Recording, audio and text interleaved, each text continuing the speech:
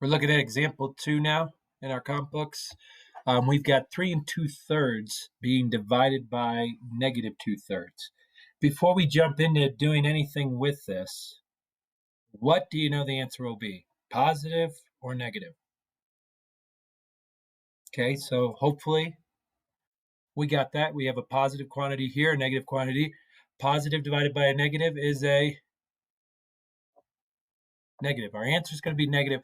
I'm just going to make sure that somewhere down the road, here's my answer, that I got that negative already written down. Okay, so we'll come back to that. But we've got a mixed number being divided by a fraction. I'm not sure I like dealing with that mixed number. So what we're going to do, because as we know, dividing by fractions, we've got our keep, change, flip rule. But we need to kind of convert this mixed number to an improper before we get started. So 3 times 3 is 9. 9 plus 2 is 11. We have 11 over 3. And instead of using a division bar in that respect, I'm going to write this out and write it as divided by. And we already took care of that negative with that answer. So I'm just going to write divided by 2/3. So keep,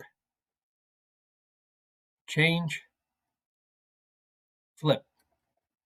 11 times 3 is 33. 3 times 2 is 6.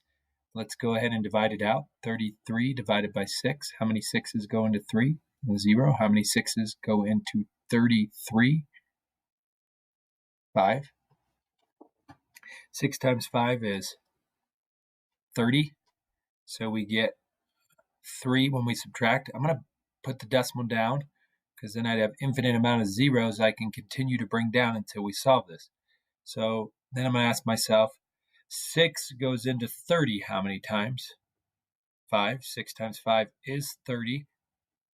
And I get 0. So you can bring down a 0 if you want, but then it's 6. How many 6's go into 0? 0. How many 6's go into the next 0 you bring down? 0. So you should identify that your answer is, look at that. Attach it to that negative just like we forgot. I know I almost forgot right there doing all that work. Just forgot. Oh, yeah, that's right. We had a positive times a negative. That should be a negative 5.5.